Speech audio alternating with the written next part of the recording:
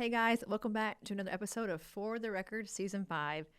And we have with us today a guy that is super inspiring, has traveled all across the country speaking and really spreading the aesthetic gospel. He was the CEO of a large med spa beforehand, but now has transitioned to the CEO of Alpha Aesthetics, which is a 9 partner, 16 location, mega private equity firm, which it really isn't even, I feel like it's not even private equity. They do things much different, focus on the practice, on their own brand, and making them more sustainable, scalable, and really having a true partnership, community, sort of team together.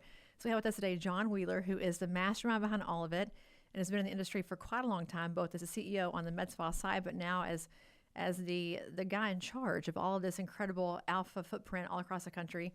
And I gotta tell you, John, I love what you guys are doing. I see all your partners out there. They're like a true team. They're working together, being collaborative. And I'm sure that's got to be coming from the top. I'm sure it's all about what you set for the vision. So I can't wait to hear today about you, what you're doing, what Alpha's doing, and how you guys are doing things differently in the aesthetic industry. So welcome to our show. Thank you for having me. This is fun.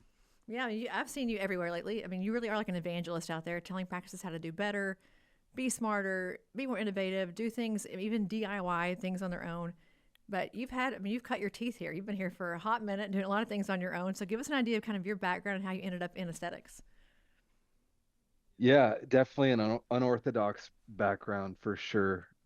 So for me, I started as a pastor. So I have my bachelor's in theology, my master's in divinity, was a pastor for 7 years in Seventh-day Adventist Church, and I wasn't like the little boy thinking I was going to grow up and be in the aesthetics industry or anything like that. It wasn't really on my radar much. I was more doing other things, I guess.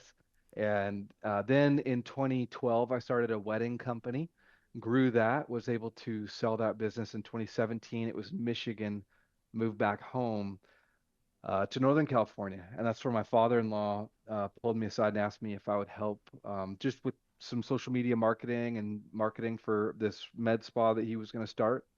Kind of progressed. And then by the time he opened it on July 2nd of 2018, he asked me to be the manager for it. And so, I just kept saying yes and just had a vision for, what he was building and then what we were building together. And then for the team that we were able to assemble, just amazing people, amazing humans and culture. And it gets more and more fun all the time. Well, it's funny because when I was a sales rep at Galderma, I knew about you, or when I worked there, I knew about you because it was like this guy who was opening this med spa who was not a provider.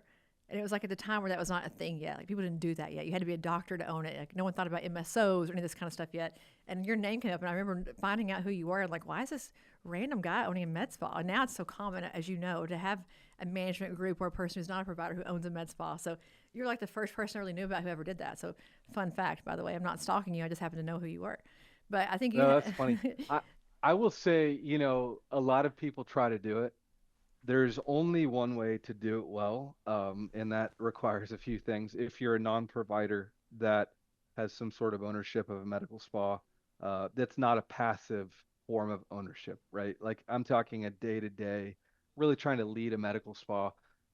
And one of the biggest pieces of just, I don't want to say advice, but just a thought I would share with your listeners is I really committed myself to if there was an injector training or an SD training, I was always there. And I wanted to know as much. I'm not great with my hands, just to be honest. Like, I would be the worst injector in the world.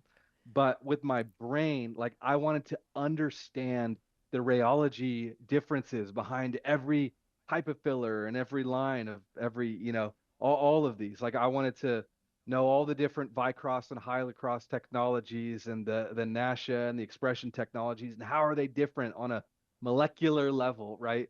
And then the same with lasers and laser physics and how is 2940 different than 1064 and all these different modalities and technologies and just really wanted to immerse myself in that. And I will tell you that I work with a lot of leaders throughout the US in the medical spa space. And a lot of administrators that just don't have the buy-in of their team, that is what's holding them back. Is like you don't understand the business, and so your team doesn't buy into your leadership. So that was a major part of our success. The other major part of our success was allowing for a diversity of technique amongst our providers, not trying to overly standardize, right? Like, how do we standardize the experience, but not make it like great clips where everybody has to do a fade in the same way on your hair. Same with filler, right? It's like we trusted our providers. We gave them great training and then let them do what made sense, with that patient at that time that was in front of them, and we focused on culture. So that was really our recipe and a great brand.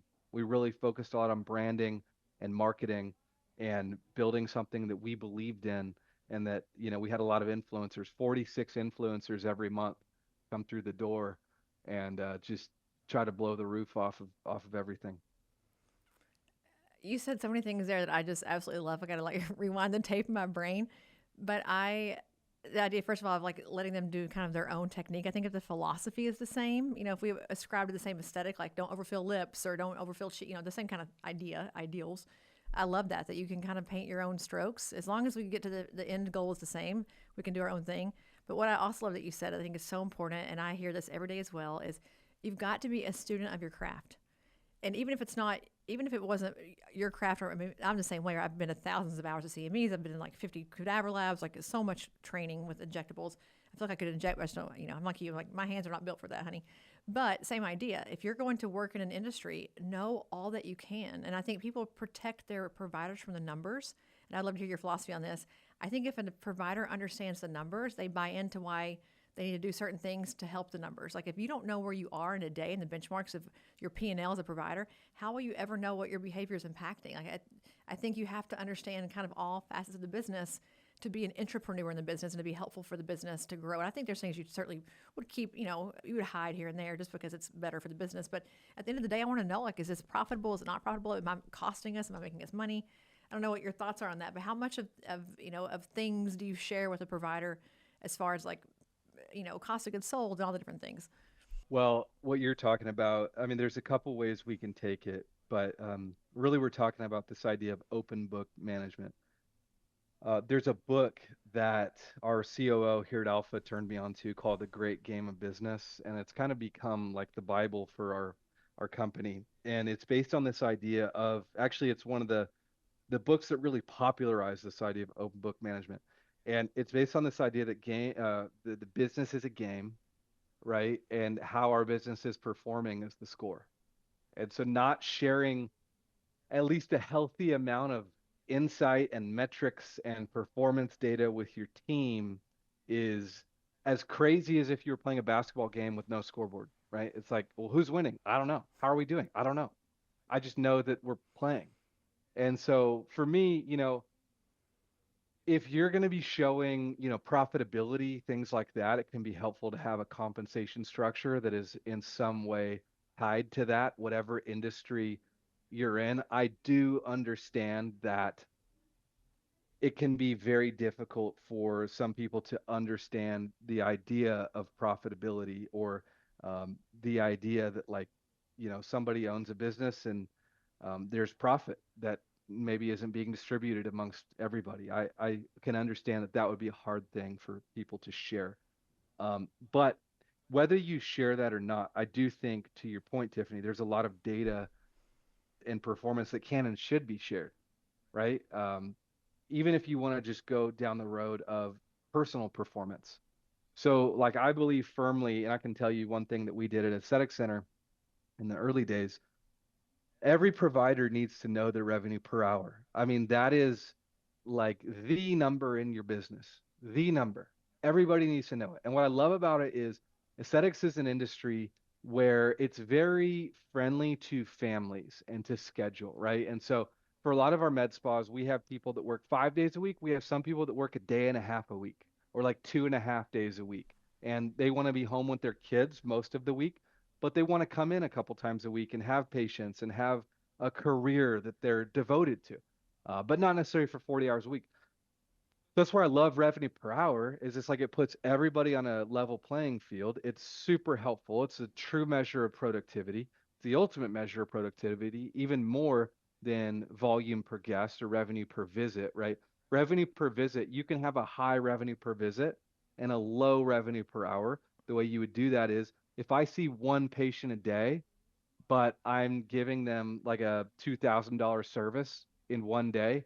Or if I see, 10 patients an hour, just as an example, that's not realistic. Sorry. I'll be more realistic. If I can see four patients in an hour and make, $2,000 in an hour, obviously we would all rather have the latter, but the revenue per visit on the latter is going to be a quarter of what it would have been on the first example. So that's where I think revenue per hour is just so much more helpful because it's like, hey, you're making $2,000 an hour, right? Like that's amazing. That's an important number. Then what we did is we blinded everybody. We gave everybody a code. We pseudonymized the whole entire thing, and we ranked every provider from top to bottom, and we post it publicly every month. So it's like, Tiffany, you're like 00422162 is your code, and mine is a different one. I know my code, I don't know your code, and I can see where I fall in the rankings of revenue per hour. And then on a separate chart, not tied to the codes, we just post top to bottom monthly sales. I mean, that's something that it's like, if you just want to start on this journey of being open with numbers, that's a really helpful place to start without having to bust out the P&L if that feels like it's too daunting. Yeah, and I'll go a step further. We would put your name on it here. I think the part of it being public is impactful. I think to your point, it's a game. I think gamification is so critical for all of. I mean, we all live in gamification land. I want to know how to win. What are the rules for me to win, and let me go win. Like if I don't, to your point, if I don't know what the rules are, I don't know what the guardrails are, what I'm being tracked or measured on, I can't succeed because I don't know how to perform. I don't know where to perform best for you. Is it the one visit maximum, amount of money, or is it trying to fit in and be good enough and productive enough to have four an hour? I think it changes how you operate your practice based on what you incentivize. We have a big thing here. Don't reward A and hope for B. If you reward one but you hope for the other, good luck. You have to reward what you want to happen, right? Measure whatever Yes. success metric you want to actually see more of. And I think we get really confused, but even with commission, if your patients are not happy and they feel they're sold to, then quit commissioning people for selling syringes. Commission them on the overall experience or whatever other metrics you want to use. But if what you're paying people on creates a bad vibe or a bad thing in your practice, you're paying on the wrong thing. So I think there's a open book thing is genius. That's the fun about building a compensation system, right? Is like any compensation book in the world, it will tell you that you want to reward people for what you want to incentivize, right? So like what's the most important number in my business and how do I align the compensation structure with that number? I mean that's really the heart of what we're talking about, right? Or if it's not the most important number, it's what's the most important thing in my business. You might say the most important thing in my business is culture. Well, then how do I align my compensation system to account for culture? Maybe it has to do with staff survey, results, or maybe it has to do with net promoter score or whatever. Maybe the most important thing in your business is revenue per hour or it's monthly sale, whatever it is. And it's like reverse engineering from there. I think that's the big idea here. Yeah, that's why I love what you guys do with Alpha because I feel like people don't have this inherent knowledge in their brain. If they don't go to business school or they've not owned a business before, they've not been part of. I grew up with one. I'm sure you had similar upbringing. It's hard to know these things as just like who you are as a human. It's not natural for you. And so you build a med spa. You're successful by default because the market grows, so you grow even without having any idea what you're doing. You still grow and you make money. But at some point, there's diminishing returns, and it's like, oh crap, what do I do next? I think what you guys are offering really, these PE firms in general, but I think specifically what you guys do, it just feels different. Is helping them to figure out how to run a great business. Like, what do you do next? How do you leverage experts around you to help you grow? Because it is hard. I mean, even this discussion right here, you and I talk about like it's no big deal, but for an average person who doesn't know how to do compensation modeling, it's a daunting task. Where I don't want to be an injector, neither do you. They don't want to be a person doing a compensation model, and we love it. So, looking at even from an alpha perspective, what prompted you to want to bring to the masses really your philosophy of management, of business building, of scale, and to kind of set that off on its own path, and now it's become this. It's got its own identity and everything now. So, how did you get here? Yeah, I think that there was a pivotal conversation with a very dear friend of mine. Her name's Melissa McGlinchey, and it was in 2018.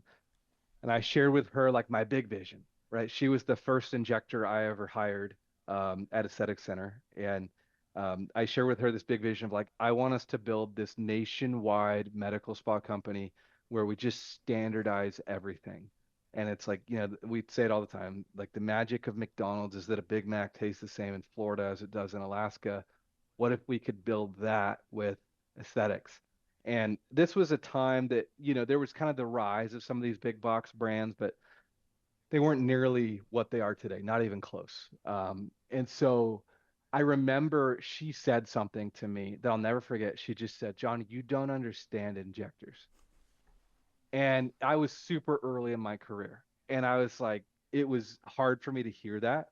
But she was like, "You don't know how we work. Like, we're artists. And this is an art form for us. And no injector worth their salt would want to work for a company like that. That's like a newbie thing. You really think advanced injectors that view this as their art form are going to want to inject how you think they should inject? You don't understand us." And that's a really pivotal conversation for me. And I never have forgotten it because she's totally right. And that's the beauty of why I love what we get to do at Alpha is we have, right now, today, the time of this recording, 20 locations throughout the US. We essentially manage and own a handful of brands, 9 different brands across the US, 20 locations. And the beauty is that it allows for the diversity of technique that could never be possible in a big box chain. It's not possible because in a big box chain, you have to optimize for consistency. You have to. I have to get the same type of lip filler in Florida that I do in Maine. Like otherwise, it's not really a true cohesive experience, right? It's like this disparate thing. And so, but with what we do, there's no pressure to provide this overarching brand experience nationwide. And so, what we can do instead is focus on quality and focus on artistry. And we can attract the best injectors in the country and say, "Hey, this is what Sarah Safa's doing that she thinks is really cool. She's going to share it with everybody. If you want to do it, like that's up to you and your medical director. But if you guys decide it's cool, then great. Like if you feel like it's safe, you feel like it's effective, amazing, because we're not as worried about consistency. We're worried about quality." Um, the other thing that I love about what we get to do is I see these big box chains trying to destroy local med spas through poaching their people and just siphoning them away for themselves. And so, what I love, the best part about my job is we're giving the power back to the local med spas, where it's like you partner with Alpha, and now you can compete with all of these big box chains that are trying to come in and quote unquote train your people. And then 4 days later, they get a text and, it's like now you actually have a better opportunity to offer than they do because we can offer your people shares in Alpha. That company's not doing that. Like we can put together this situation now that just blows them out of the water. So I think that's another exciting thing too that I love. Yeah, I think you guys have focused so much on the actual brand and keeping it whole. Because I know a lot of people who you've worked with and who you own, and they're still who they are. Their Instagram has not changed. They're still fun. They're in the community. People know them. They know their name. I think when you go in and you change a brand and say we're going to all assimilate to McDonald's, to use your example, all of a sudden the affinity for the brand, which is what you purchased, right? As a you purchased the brand affinity that they had, that's gone because now their name is different on the door. And then you have all this sort of, I don't know if it's like ill will, but now the owner's like, my name is gone. It's not me anymore. I'm out of here. And then that, it kind of works against each other. It's adversarial. This way, it's like, no, you do you. You do what got you here. We're going to help you do it even better, faster, smarter, more effective, more profitable. But you keep the essence of who you are because your patients love that. That's why we think that you're great, is because they do love what you're doing. I feel like right now, this like turn and burn model that you kind of mentioned there is, I want to buy people up, strip them down to to the bare bones, find what works, what doesn't, and then I'm going to repackage them and send them out to the world. And I just think in our industry, people, especially patients who are in a vulnerable spot in their life, like those who've come to you and a divorce or a death, and they're really looking for you to fix their face, if you will, they fall in love with you and they're loyal to you, and it's a personal relationship with that practice. And if you strip that away, like what's left? I just think we went a little too fast in the PE world here. I think in some cases we didn't stop and think what we were doing and the implications of it. And I feel like you guys have really done a very intentional way of this. That feels like it's much more. I don't know. You guys use the word, I think, autonomous on your website, but much more partnership. And it's like you're in it together to win it, but still together. Absolutely. No, I'm glad you picked up on that. That's definitely the goal.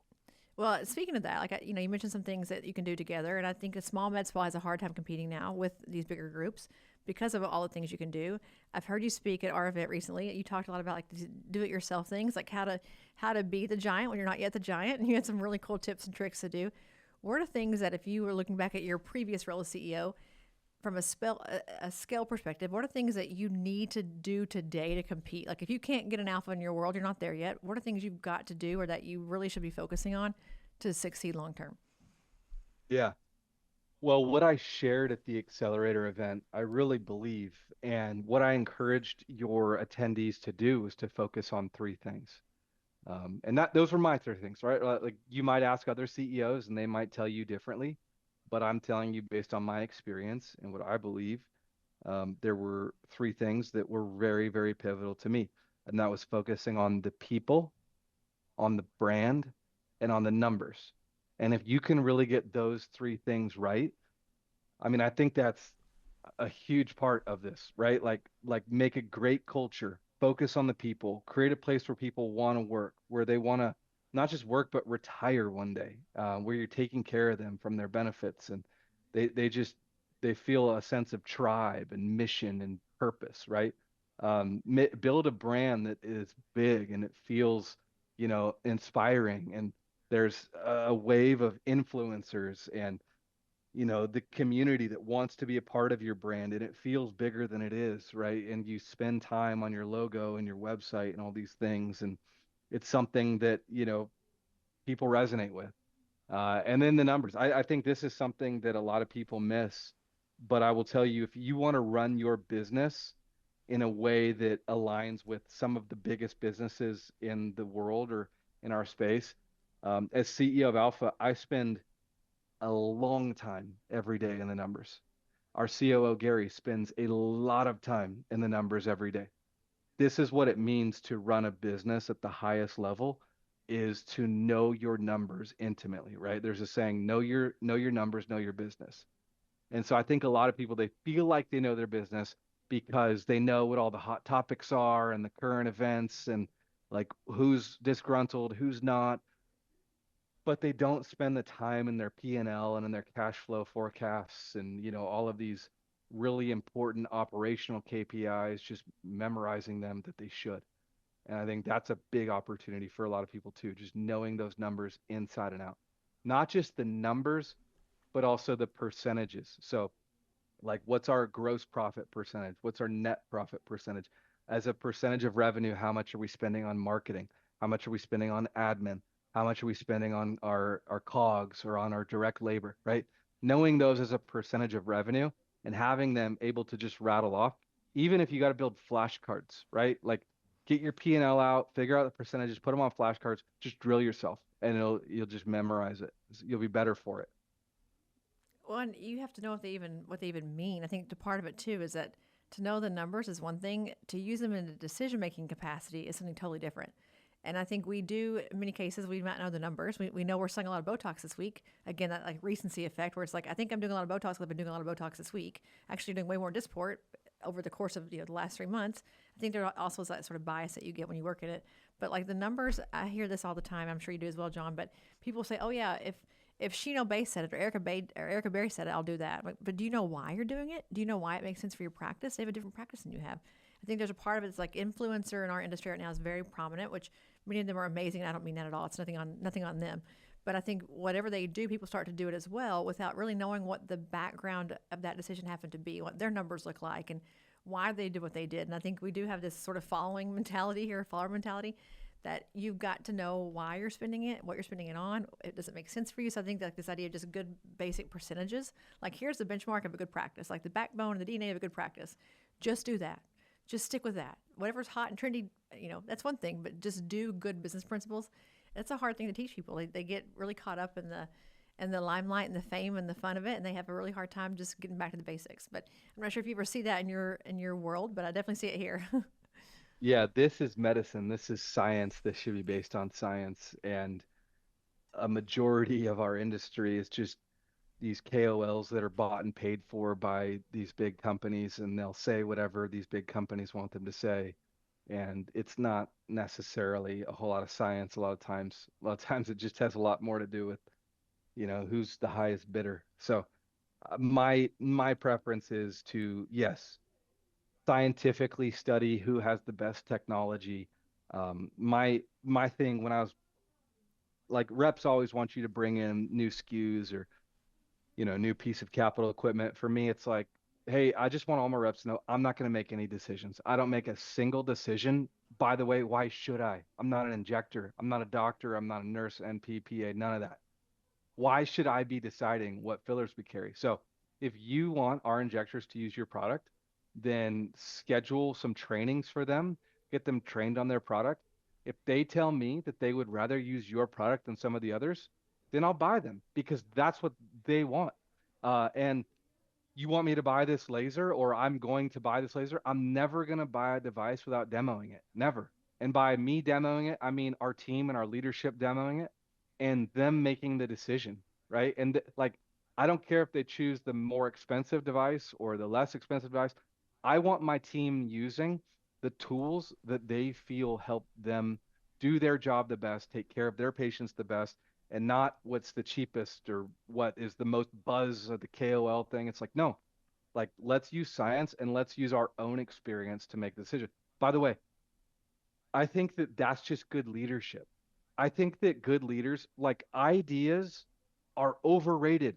They're overrated. People always feel like they have to have all of these amazing ideas.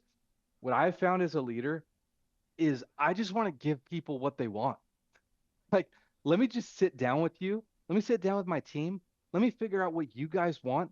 And then let me go freaking execute on it and try to make that happen if it's something that I'm able to do that works within the confines of our business. If it doesn't, I'm going to just be honest with you and tell you that it doesn't make sense for the business. But if it does, thank you for the feedback. That's a gift from me. It's the best gift you can give me. Now let me go get it done. And I think that's what a good leader does. Honey, I can hear the preacher coming out. I could not agree more with that. I feel like if you want to be a manager, it's one thing. You want to be a leader, something totally different. To lead is to enable people around you to be successful. And I think that's what you just said is exactly how to do that. But you said that thing there that I think is so critical. You want them to use it. When we buy devices as a med spa, I mean, even we have several in our world too. If people don't buy into the decision, they won't use it. And then it becomes like a coat hanger. It's like the treadmill at your house. It's like the coat hanger for all your clothes. And you have like the laser graveyard. If the people who should be executing the procedure do not buy into what they're using in the procedure, guess what they won't do? They won't sell it. They won't do it. They won't buy in. They won't promote it. Like, I think what you're 100%. saying is so critical that if the person who is expected to do this thing every day does not have an ownership part in this decision, how can I expect them to go do it willingly when they were ignored or the feedback was not considered? Or it's like, well, she wants me to do it, but she won't listen to me. Okay. It just is not, I think it's a mixed message and it frankly won't work, especially in our industry. I think we hear that a lot of turnover and people who are kind of transient between practices. You got to work really hard in this industry to keep people happy. And I think that's like one of the lowest hanging fruits is just let them be at the table when the decisions are made, when it impacts their everyday world. And it makes your life easier as the leader too, because every rep that I used to work with, they knew, hey, I can take John out to a dinner or a lunch, but ultimately I need his team to be with him too, and I need to woo his team. It actually just made my life simpler too, because like they weren't pursuing me in this really stressful, salesy way. Because I would just always say, hey, bring the box in, bring it in. And the biggest mistakes I ever made, to your point, Tiffany, were when I would go to an event and I'm like, hey guys, I bought this new device. It's going to be here Wednesday. It's going to be amazing. And they're like, John, we've never once thought about that technology. We've never once had a patient ask if we could do this on them. Like, well, and it's like, yeah, it just collects dust. Well, it's not funny. Actually, it's really sad. But I have people all the time who buy our software and they're like, well, I just bought this device, some random name I've never heard of. What am I going to do with it? I'm like, well, I don't know. Did your patients ask for it? Is it part of like your demographic that needs it? Or no, the rep had a good deal, so I bought it. Like, I can't imagine spending $100,000 on a thing that was like, well, the person who was selling it to me had a really great sales pitch, so I bought it. Like, no pre planning, no business planning of any sort. That's a giant cash outlay for a practice, especially if they're newer, to not like have it buttoned up and know that you can sell the heck out of this thing. I think it's such a common, I mean, to your point, it's so common. They come in, they razzle dazzle, and it's like, I have the next best thing. It's going to make your practice great, make all your money back in 6 months. These things are not always real. You have to do, I think, a really good process for finding out if that's actually true. But kind of to that point, looking at economies of scale, because you obviously have that. how do you guys as a team decide things like that? Like, what are the things that you take off the plate for the practice that you know are just better at scale and better when Yeah. you guys can manage it? So it's the opposite of what I just told you. So it's at scale, it's you can't do that. That's one of the benefits. There's a book by Malcolm Gladwell called David versus Goliath, or David and Goliath. And it's about how sometimes being David is an advantage, right? And so I think that is something that's nice pre-scale. But yeah, that doesn't scale. So at scale, it's very much, hey, let's do a ton of diligence. Let's figure out the best IPL box that there is. Let's figure out the best 1064 755 box that there is. Let's figure out the best body, contouring, the best electromagnetic muscle stim, the best Pico, the best CO2, and because these are the devices that we can support, we can train on at scale, and that we're able to work really closely with the company around maintenance and around a preferred relationship. So yeah, we have a couple offerings, one or two offerings from each of these major laser categories that we're able to support. But it definitely is not the level of democratization at scale that you can see, pre-scale. But I think in some ways you can still do it. Like, I think about this all the time, like an advisory board, right? You have all these owners, who are working in these practices. They're your board, right? They're your sounding board, because then when it comes to their practice, it's like, yeah, I was part of the decision. Like, we didn't get to all decide, Hmm. but I got to decide, and I think, speaking on your behalf, this was the best vote for us. I think there is still part to still own the decision, and even if it's not your decision, like it wasn't what you wanted, but you got to have a say. You got to at least be there and have a part of it. I think is so important, because I get told no all the time, but the fact that I get to even plead my case was important to me to be heard. I think my employees feel the same way, or my team feels the same way. So I think you can't scale it to your point. You have to buy 10 of them because you get a way better deal than if you buy one of them. So there is a benefit to the scale when you're buying, but I think it's still, if you have multiple locations, I think it's the same kind of thing. If you have 8 practices locations, let all 8 people who run them come together and help make decisions. But I just think anything at scale is just, it operates in such a different way, a different animal, where there's more locations and more people. So as you look at assimilating all these practices together, which I know you guys let them keep their own brand, but what are the Hmm. things that you feel like, from a competitive standpoint, you can just outman or outgun because you have this scalability that the small guy, the David, doesn't have? Well, I mean, the biggest is access to training, access to best practices. I mean, yesterday we were on all partner call, and we have partners that are in the super early phases of just testing and discovery on a brand new Allergan injectable product that hasn't hit the market, and like hearing things like that is valuable, right? You have access to conversations like that. You have access to conversations directly with the manufacturers and their executive leadership and with the software companies, and you get feature requests, and you just get access to a lot of things because of scale that you could never get pre-scale. I think also there's just a lot more money to market and a lot more best practices being thrown around, and um, just I think another thing that's fun is when you're a part of a group like Alpha, your team really gets a sense of what it takes to run a great business, right? Because there are things that we do standardize. And so the managers that manage with our ops team, I do think there is a really good sense of like, okay, we've learned a lot about operations and about running a really buttoned up, well-oiled machine at the local level. I think that's really fun too. But the other biggest thing as far as the advantage of scale is access to shares, like I mentioned, and access to ownership opportunities that typically are never available when you're at a local practice. Yeah, I think when it comes to headcount, I mean, even like insurance, I mean, here I would never do not having insurance for my people, but that's not common in med spas. They don't have any kind of health insurance. They don't have paid PTO. They don't have, these things that are kind of basic in corporate. I'm from corporate America world where you just have all these things. And I think to go head to head with with a potential candidate saying you can go with an alpha practice and have CME money and have all these things, go to trainings and have all the stuff you can have, access, be at the table with, with Allergan or whoever, versus like, we're going to pay you hourly, and here's your your crazy goals, and if you don't come when I say all the things that we do, and we're kind of struck, we're strapped for time and cash in a local practice. it's not foreign to think that they're going to choose the other option. Like, I think it's just really, I think people are the hardest part at scale because what you want is great employees, great nurses, great PAs to run your business and be great for your patients. And it's hard to get them when you have a Goliath who has all the bells and whistles. So at the end of the day, I just think that as we look at this as a marketplace and this PE thing keeps going, you guys let them still do practices, let them be their own brands. It's like you get the best of both worlds. You get to keep being you and be what makes you awesome, but also you have all this power behind this like giant scalable model that's going to help you propel into the next stratosphere. Like I don't know, John. I'm a huge fan of it. I think another fun thing too is you get to inject what you want to inject. And actually, typically pre-alpha, a lot of our partners don't get to do that. A lot of them are thinking through the lens of which injectable products have the best margins, and that's what I'm going to inject and make my team inject. And then you join Alpha, and it's like, well, hey, we have a national contract with every injectable company. We couldn't care less about what you inject. Inject what you want to inject. It's going to give your patients the best outcomes. So we actually see teams just fall in love with that, where it's like, oh man, I get to use this product now. I've always wanted to use this toxin, but I never could until now. And so I think that's really fun for people too.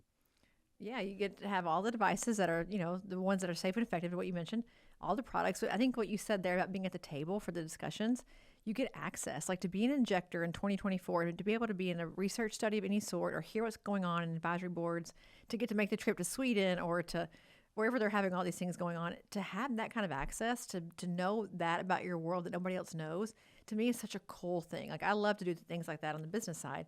I feel like I get a sneak peek. I think there's just, we undervalue how much that means to someone who loves their craft to get that kind of access. And I think that's part of it. When you own a business, if your employees are happy and they're jazzed about what they do and they're motivated, they perform beautifully for you and for your patients, and your business grows. Like a happy person does happy work. And I just think that's a big part of scale too. But I digress. Well, what are the challenges though, John? Looking at all these different people across the country doing different things, what makes it really hard, if anything, makes it really, really challenging for you? Yeah, that's a great question. I think that, like integrating a new business can be a little bit of a process, right? And so I'm always like, I'll tell you, even when I was an employer at the local level, when I'm an employer, it's that feeling of it's Sunday, we're having a barbecue at my house. I have a ton of people over, and I feel responsible for their fun. Like I personally feel responsible that they're enjoying themselves. And as an employer, I felt the same way. Like I personally feel responsible that everybody here loves work and that they're having fun and that they're content. And that's probably not a responsibility that I should take on, but I do, right? And it's the same with partners too, right? Where it's I feel personally responsible that you're happy you joined Alpha and that your team's happy. And there's a lot of responsibility. Like it's a lot. We have hundreds of team members throughout the US, and I think the hard thing for me is just trying to make sure that everybody is just loving life and it's the best thing they ever did. And that's what keeps me up at night is we're completely partner obsessed, but it also, can take a toll.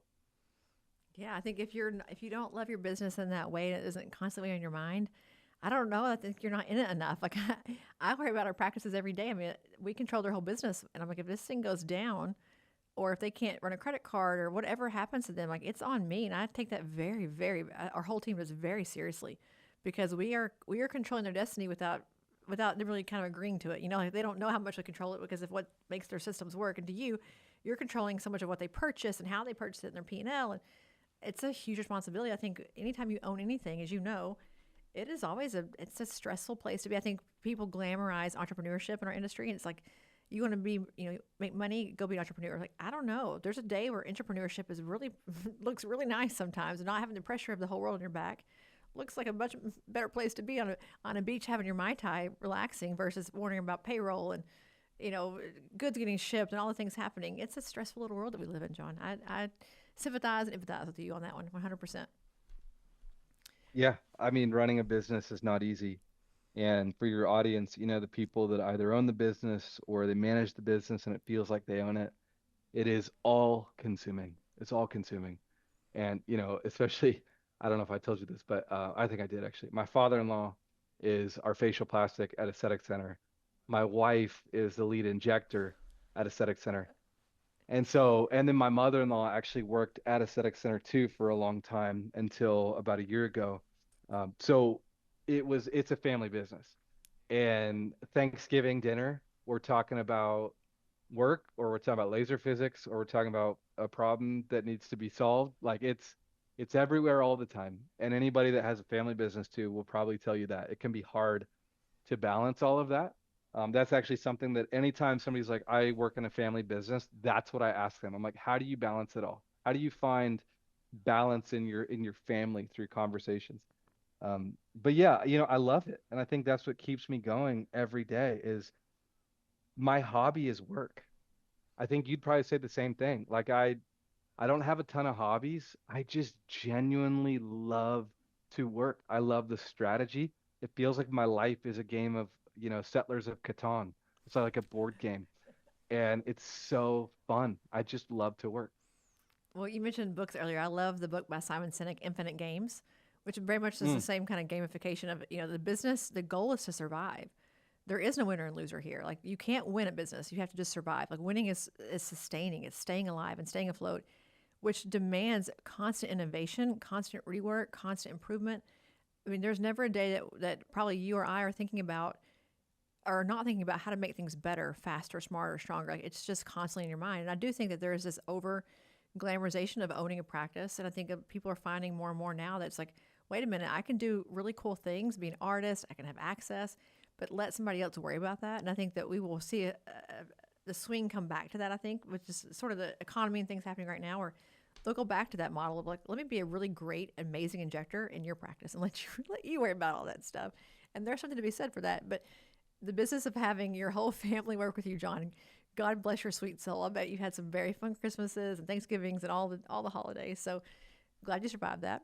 But what's next on your docket? Because I feel like you guys are just going to grow, grow, grow. I think you just acquired another practice recently. I saw it on Instagram or on LinkedIn. I think you've got some big names in your arsenal already, which I'm sure helps to get more. What's the next frontier for Alpha, and what are the things that are going to be happening in our industry that are going to shake things up that you see coming down the pipeline? for me and for us, I think again, the name of the game is just building a great business, and that's what I would encourage every entrepreneur to do.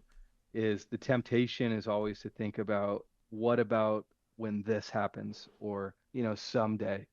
And it's like it's so important just every day, no matter how I feel. I'm gonna put one foot in front of the other. Some days I'm gonna take a 3 foot step. Some days I'm gonna take a 3 inch step. But every day I'm moving forward just a little tiny bit, moving the ball down the field. So for us, it really is how do we continue to build a great business that is well integrated with our partners, where it really is one cohesive business, where our partners are happy, our injectors are happy, our patients are happy.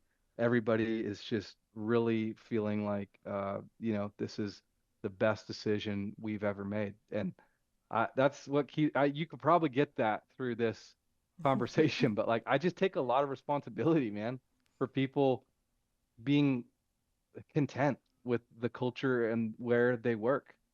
And that's two sides of a different coin, right? Like part of that is there's a lot of undue stress, but the other part of that is everywhere that I've been, I do genuinely believe people are really happy that they're there. Um, so as far as the industry goes, I think AI is going to continue to be very disruptive. I think in a great way. I think that especially when it comes to consultation tools and how we think about doing consultations and doing assessments, I think in the next 2 years that's going to change tremendously. I think that just how you look at these models and how they're trained on things like volume loss, things like hyperpigmentation. I think that's going to absolutely revolutionize everything. Um, I mean, I don't really, I guess the other big thing that I'm keeping my eye on is what is the future of aesthetics in terms of how long will it continue to remain siloed from wellness and from anti-aging? And I think that's where I'm just trying to really keep an eye on the ball there is will aesthetics turn into, hormones, peptides, stay young forever on the inside and on the outside? or will it just be, will it continue to be, this is its own thing. We're just thinking about, the skin and the muscles and the fat under the skin. And then there's these other things happening in other sectors. I think that's kind of where my head's at. I think the master merge is underway. I think the merging of the wellness industry, which by the way is way bigger than we are, with aesthetics. I think there's just such a natural pairing there. I agree with you. I'm watching that very closely because we all discuss get back to being medical, right? Medical aesthetics, and I think we're seeing it now unfold with all of this medical-ish treatments with hormone therapy, weight loss. It's much more medical, right, than you feel like getting filler or getting your lips done. So I think that's I couldn't agree with you more. I think AI is on the rise, and we've got some cool tools that are even emerging now that are going to make a lot of things a lot simpler for us, but also dictate the standards of beauty, which I think will be fun to see, like what it thinks beautiful looks like or what it thinks the optimal face looks like, and how that will all unfold for the artists that are listening to this.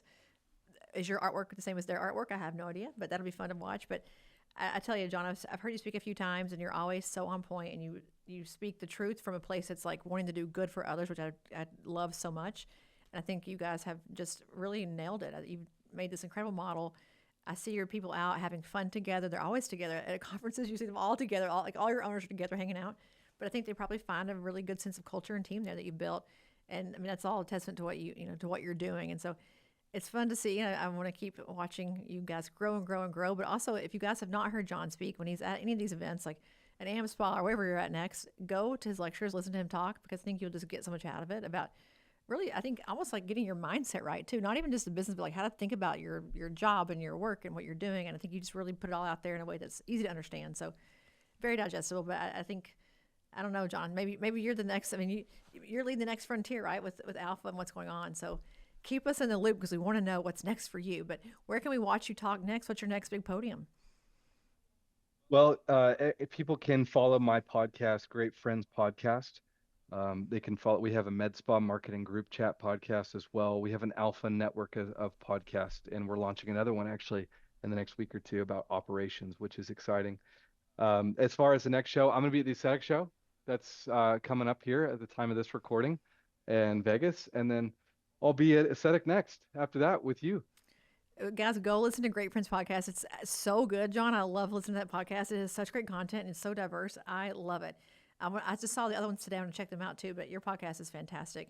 And you film all over the place. I've seen you filming at AmSpa. I've seen you kind of filming wherever you guys are. You're always getting great talent and getting good content. So definitely, guys, follow John, follow Alpha, get on the podcast, download or follow those because you'll get some really good ideas. But John, that's all I have for today because I could talk to you probably forever. And if I don't cut us off now, it might be tomorrow. We're still talking about business management. So I got to cut us off. But any last words for us? I would just say thank you for having me, and let's do this again. We'll get you on the Great Friends podcast.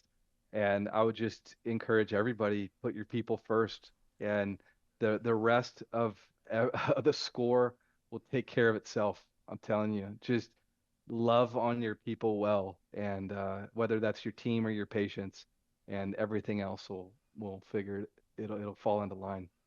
Well, that is valuable advice, and I hope we live that out here. We'll do our best to make you proud, but great advice spoken from a guy who has done it and has successfully done it multiple times over, and will continue to keep doing it really successfully. So for the rest of us, we're going to sign off, and we'll see you guys next time for our next episode of For the Record. Bye, guys. Thanks for listening to another episode of For the Record. This podcast is not intended to provide legal or medical advice. It's for entertainment, education, and information purposes only. For more information on this week's guest or to get started with Aesthetic Record, email us at info@aestheticrecord.com.